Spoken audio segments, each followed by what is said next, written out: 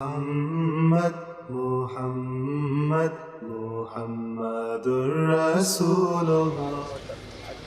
أشهد أن لا إله إلا الله وحده لا شريك له وأشهد أن محمدا عبده ورسوله. أما بعد فأعوذ بالله من الشيطان الرجيم. بسم الله الرحمن الرحيم. واعتصموا بحبل الله جميعا ولا تفرقوا واذكروا نعمة الله عليكم إذ كنتم أعداء فألف بين قلوبكم فأصبحتم بنعمته إخوانا وكنتم على شفا حفرة من النار فانقذكم منها كذلك يبين الله لكم آياته لعلكم تهتدون. Surah Al-Imran, verset 104, traduction. Et cramponnez-vous ensemble à la côte d'Allah, et ne soyez pas divisés. Et souvenez-vous de la grâce d'Allah sur vous quand vous étiez ennemis. Alors, il a réconcilié vos cœurs dans l'amour, de sorte que par sa grâce, vous êtes devenus frères. Et vous étiez au bout d'un gouffre de feu, et il vous a sauvés. C'est ainsi que Allah vous explique ses commandements, afin que vous soyez guidés. Respectez Mir Sahib et tous les participants de cette jalsa béni à tout niveau.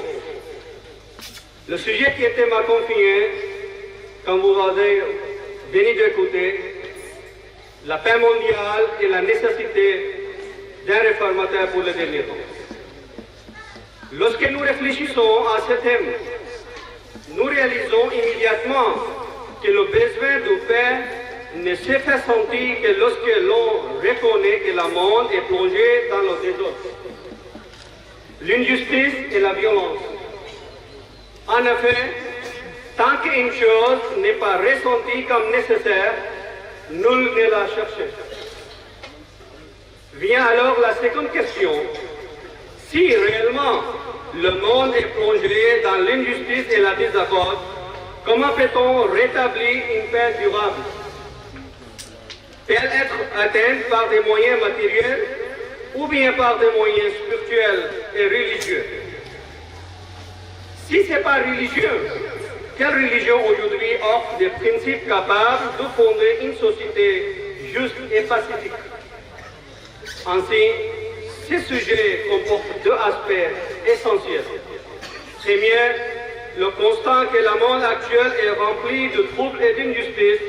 Et deuxième, la recherche de moyens véritables d'atteindre la paix. En examinant les 6000 ans d'histoire de l'humanité, on constate que l'homme a traversé d'innommables hauts et bas. Dans ces derniers âges, la cupidité et la soif de domination scientifique ont conduit l'humanité. Au siècle dernier, à deux guerres mondiales dévastatrices. La véritable cause de ces guerres fut l'absence de justice.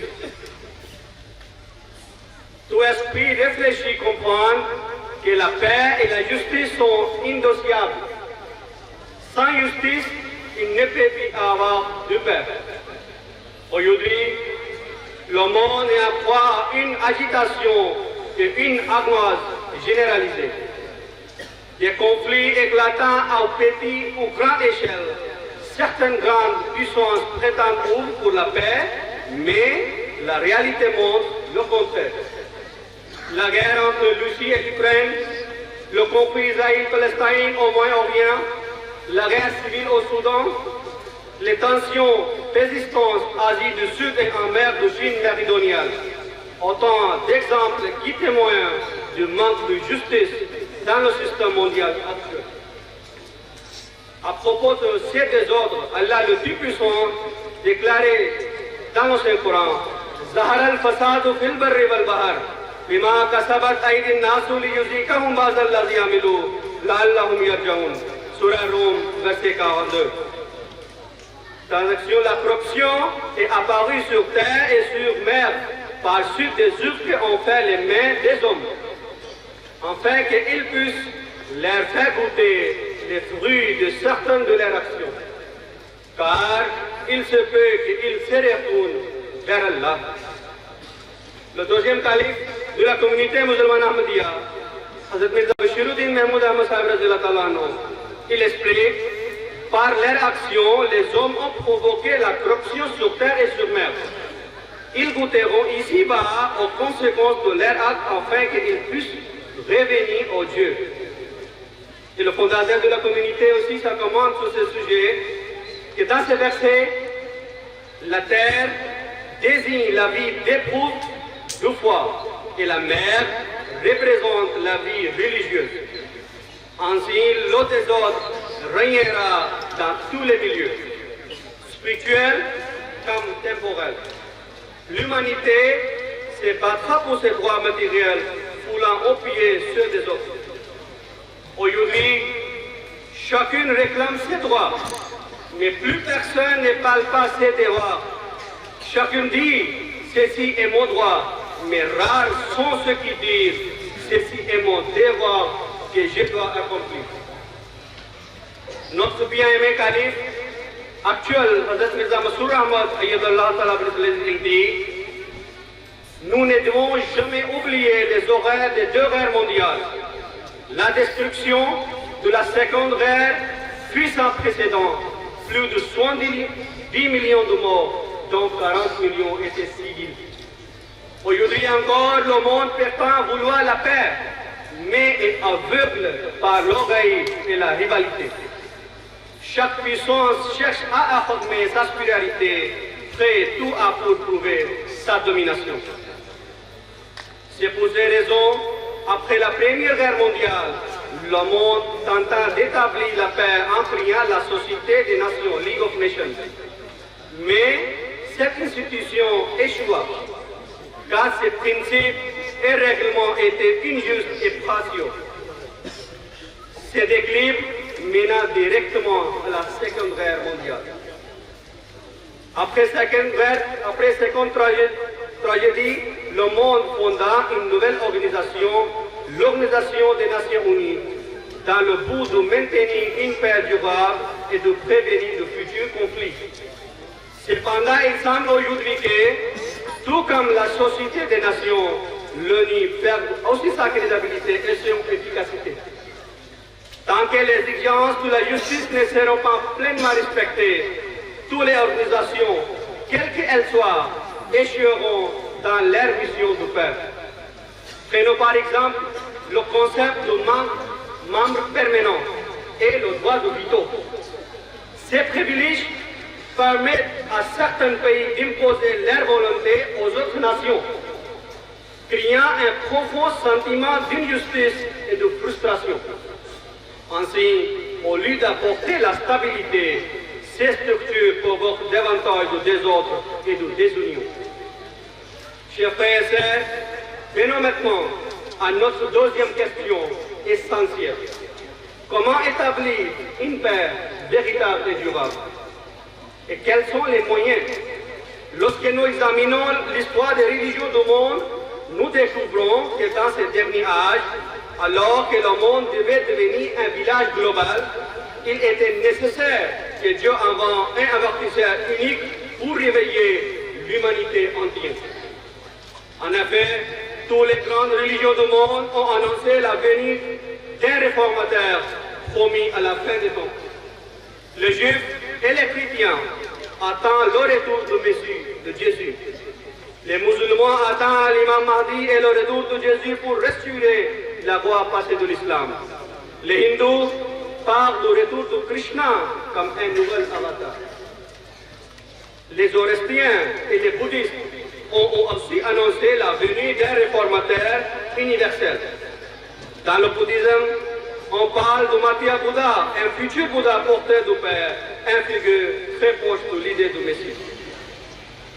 Ainsi, toute cette prophétie annonce qu'à la fin des temps, un réformateur divin viendra pour établir la paix et la justice sur la terre. De cela, il ressort clairement que le véritable rétablissement de la paix ne pouvait venir que d'un envoyé de Dieu, car la raison, la science humaine sont limitées et imparfaites. Car l'homme prend seul des décisions, ses émotions, ses intérêts personnels et ses préjugés l'influencent son jugement. Et il finit souvent par commettre des injustices même lorsqu'il prétend défendre des droits légitimes.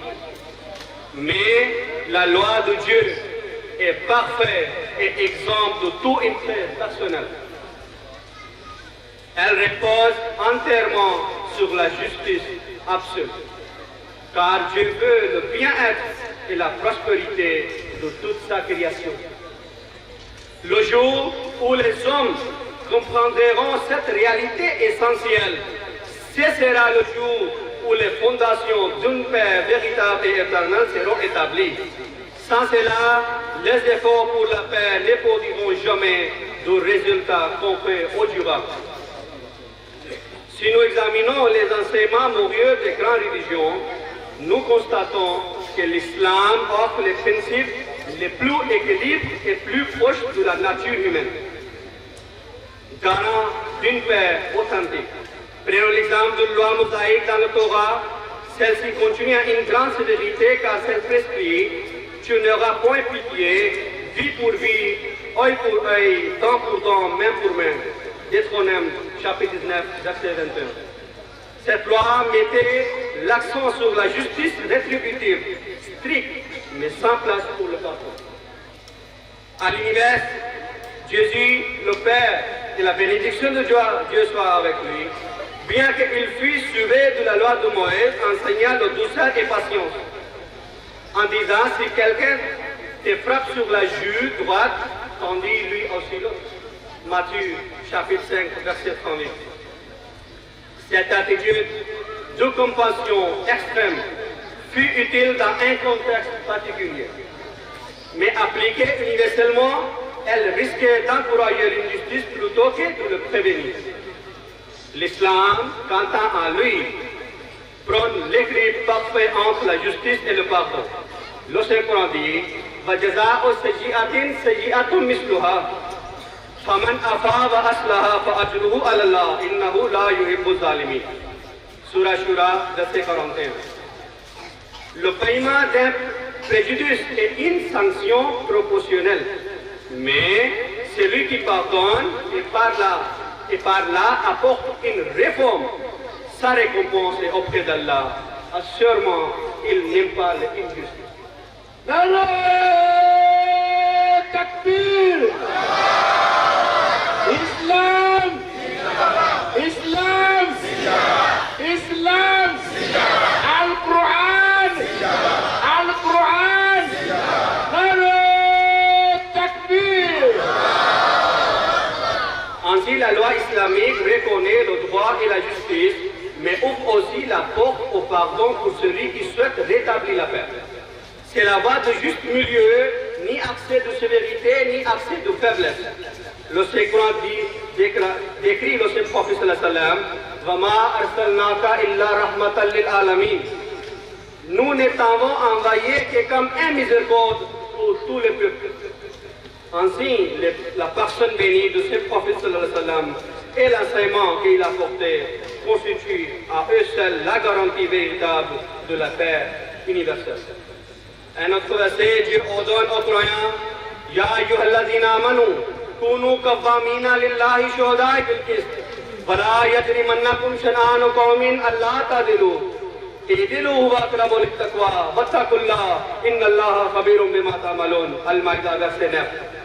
Ô vous qui croyez, soyez fermes dans la cause d'Allah, en portant témoignage avec justice, et ne laissez pas l'hostilité d'un peuple vous inciter à agir autrement qu'avec justice.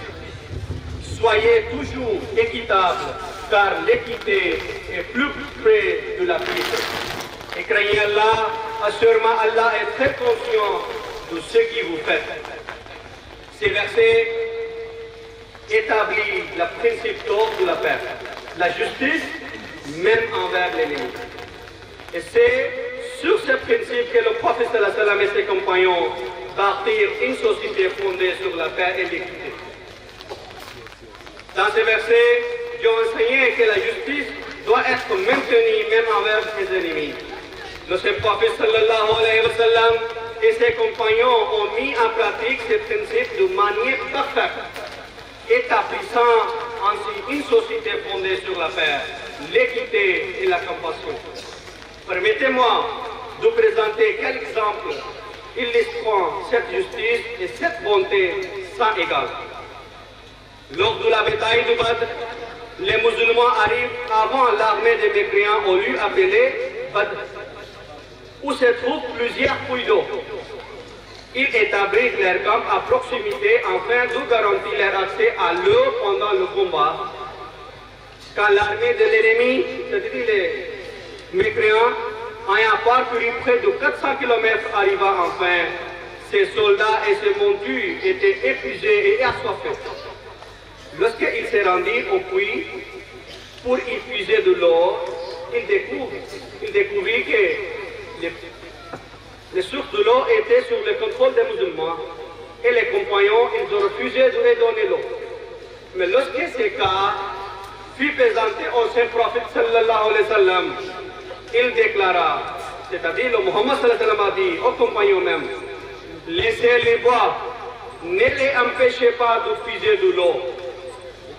C'est d'une grande morale incomparable, montrant que le prophète de l'islam sallallahu alayhi wa sallam était prêt à sacrifier un avantage militaire pour préserver les principes de la miséricorde et de la paix. Prenez un moment pour comprendre la portée de cet événement. Le saint prophète sallallahu alayhi wa sallam savait parfaitement que son armée était nettement inférieure en nombre et en équipement. Les mécréants, leur armée était 1000 personnes. Ils ont tous été les soldats bien préparés. Et l'armée des musulmans, c'était seulement 313 personnes. Il y avait les vieux, les jeunes garçons, sans matériel. Le prophète sallallahu alayhi wa sallam, il savait. L'armée ennemie comptait environ 3 fois plus d'hommes, tout armés des merveilleuses armées disponibles. Et pourtant, le prophète sallallahu alayhi wa sallam, il choisit de leur permettre de boire, refusant toute cruauté, même envers ceux qui étaient venus pour détruire l'islam. Cet acte incarne la plus haute forme de paix et d'humanité, venant de celui qui fut le plus grand messager de la paix, Muhammad Mustafa sallallahu alayhi wa sallam. De nombreux savants occidentaux, non musulmans, ont d'ailleurs reconnu la noblesse de ces actes. Le célèbre orientaliste Sir William Muir, dans son ouvrage The Life of Muhammad, c'est-à-dire la vie de Muhammad, écrit Muhammad sallallahu alayhi wa sallam, au lieu de priver ses ennemis d'eau, leur permis de se désaltérer. Ce fut un geste d'une générosité exceptionnelle. Même dans les rigueurs de la guerre, cet acte révéla de sa compassion et sa supériorité morale. Ce fut aussi le fondement du traitement humain qu'il réserva plus tard aux prisonniers. Autre signe glorieux, la conquête de la Mecque. Ceux qui pendant des années avaient persécuté le prophète sallallahu alayhi wa sallam et ses compagnons, les avaient expulsés de leur patrie, avaient conspiré pour les tuer, se retrouvent maintenant à la merci de ce prophète sallallahu alayhi wa sallam. Le prophète Muhammad sallallahu alayhi wa sallam entra dans la Mecque en conquérant à la tête d'une armée de 10 000 compagnons. Les habitants terrifiés s'attendaient à une vengeance, mais le message de Dieu a leur dit La tasriba alaykum al-yawm, izhabu fa antum mutlaqa. Il n'y aura aucun reproche contre vous aujourd'hui. Allez, vous êtes libres. Ces paroles de miséricorde prononcées à l'instant même où ils pouvaient tout détruire, restant un sommet de grandeur humaine et un modèle éternel de pardon et de paix. 14 siècles après le saint prophète sallallahu alayhi wa sallam, la majorité des musulmans ont oublié ces enseignements purs et lumineux. Et cette situation avait été prophétisée par le Muhammad sallallahu alayhi wa sallam lui-même. Il disait, Sayati al-Nasi zamanun, la yabqa min al-Islam illa ismuhu, wa la yabqa min al-Quran illa rasmuhu. Masajidahum amira, wa hiya qarabun min al-huda. علماؤهم شر من تحت هذه السماء من عندهم تخرج الفتن وفيهم داود. Traduction: un temps viendra où il ne restera de l'islam que le nom et du Coran que sa calligraphie. Leurs mosquées seraient pleines de monde, mais vides de guidance. Leurs savants seront les pires créatures sur le ciel. Les troubles naîtront parmi eux et y retourneront. Ainsi, le déclin spirituel et moral de la communauté musulmane fut annoncé à l'avance. Et pour réformer cette condition, le prophète sallallahu alayhi wa sallam annonça la venue d'un réformateur promis, appelé le Messie et le Mahdi. Notre actuel calife, Mirza Masroor Ahmad Sahib Ayyadullah Ta'ala, il dit: pour la réforme du monde musulman et de l'humanité tout entière, le saint prophète sallallahu alayhi wa sallam annonçant il y a 14 siècles la venue d'un réformateur. Selon sa prophétie, Allah enverra un homme à la fois Messie Mahdi et réformateur, qui redonnera vie à l'islam et ramènera la paix et la justice dans le monde. Un hadith bien connu confirme cela. قال رسول الله صلى الله عليه وسلم والذي نفسي بيده لا يوشكن أن ينزل فيكم ابن مريم حكما عدلا فيكسر الصليب ويقتل الخنزير ويضع الجزية فيفيض المال حتى لا يقبله أحد.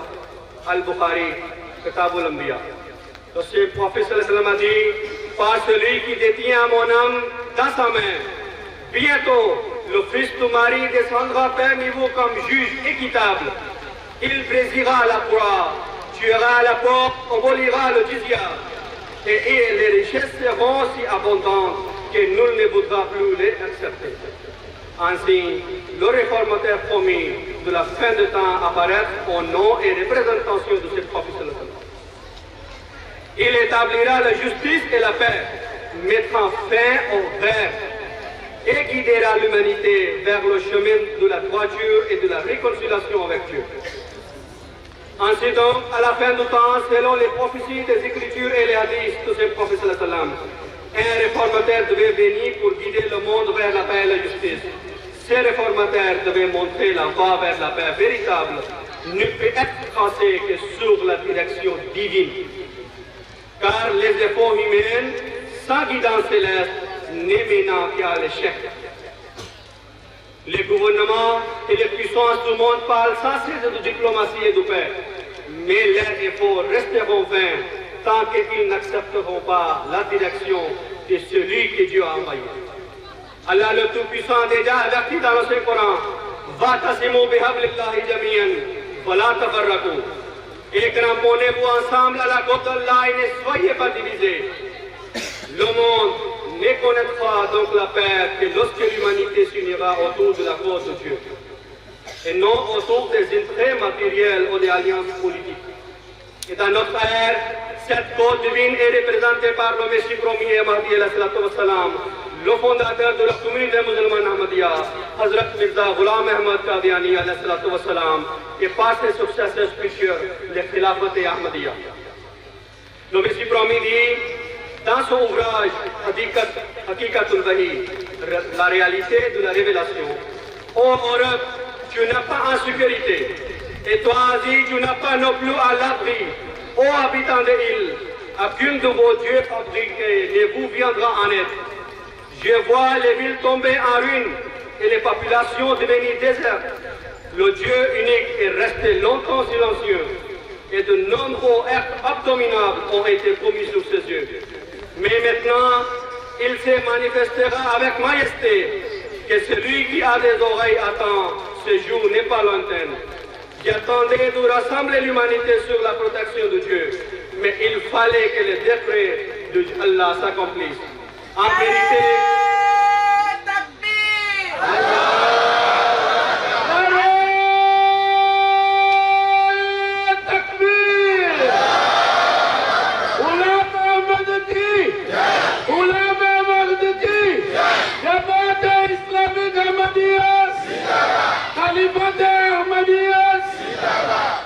mais Dieu est là à la fleur.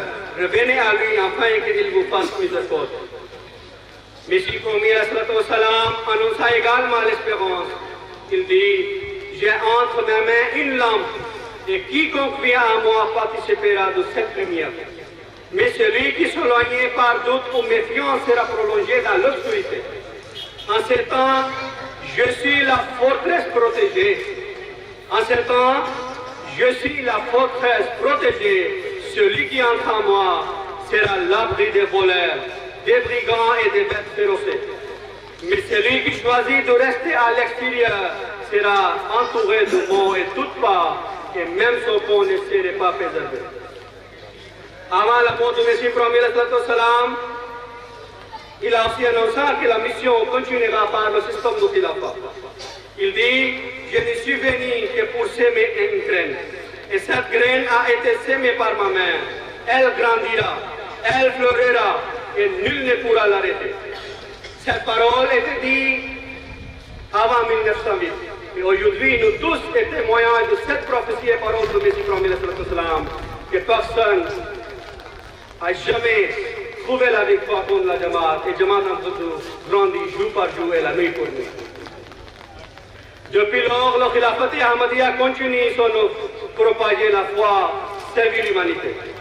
Dans ce monde en crise, sa sainteté, le calife actuel, Hazrat Mirza Masroor Ahmad Sahib a élevé haut le drapeau de la paix et de la justice. C'est pourquoi, dans de nombreux cercles internationaux, il est reconnu comme le roi de la paix. En 2012, sa sainteté entreprit une campagne mondiale pour attirer l'attention des dirigeants de la planète sur le danger imminent d'un conflit mondial et pour les appeler à la justice et la reconnaissance de Dieu. Il adressera différentes lettres et différents personnels de la grande monde dans un de son lettres vers le pape Benedict XVI, dans laquelle il écrit: à mon avis, il est désormais plus urgent de sauver le monde de la destruction que de chercher à accroître son développement matériel. L'humanité doit reconnaître son Créateur, car c'est là le seul garantie de survie. Si l'homme souhaite réellement établir la paix, qu'il cesse de chercher les défauts des autres, qu'il combatte plutôt le démon en lui-même. Il doit corriger ses propres faiblesses et devenir un modèle parfait de justice. Aujourd'hui, le Khilafat Ahmadiyya est en train de transformer la paix en sécurité. C'est pourquoi Allah dit dans le Saint-Coran, qu'il leur donnera sûrement en échange, après leur crainte, sécurité et la paix. Les prières du Khalifa et sa guidance spirituelle ont apporté de nombreux signes visibles de protection divine. Un exemple célébré fut rapporté par le secrétaire privé de sa sainteté, Munir Javed Ahmad Sahib. Il raconta un événement de mai 2006 lorsqu'il est de la visite du calife à Nadi, Fidji. Nadi, c'est une ville dans la Fidji.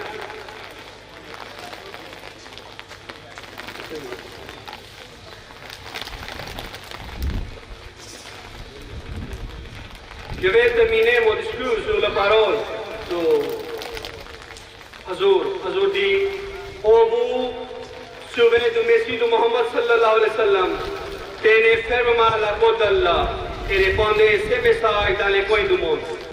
Dites à chaque être humain que sa survie dépend de son lien avec Dieu et que la paix du monde dépend de son attachement au martyr et au Messie promis. Car cette communauté seule est la portée attendant de la vraie paix et de la vraie fraternité. Aujourd'hui, la mission du Messie de Muhammad sallallahu alayhi wa sallam ne peut être accomplie car que par le lien vivant avec le Khilafat Ahmadiyya. Je déclare avec certitude que Dieu accordera à cette ère son aide et son soutien illimité. Aucun pouvoir ne pourra jamais freiner le progrès de l'Ahmadiyya, ni arrêter la marche du Khilafat. Le Khilafat continuera et la lumière de l'Islam s'étendra toujours davantage. सिद्क से मेरी तरफ आओ इसी में खैर है अंदर इंदे हर तरफ मैं आफियत का हूँ मिसाल venez à moi avec sincérité car à moi réside votre bien les bêtes féroces sont partout mais moi je suis votre forteresse de sécurité واخر دعوانا الحمد لله رب العالمين جزاكم الله محمد محمد رسول محمد رسول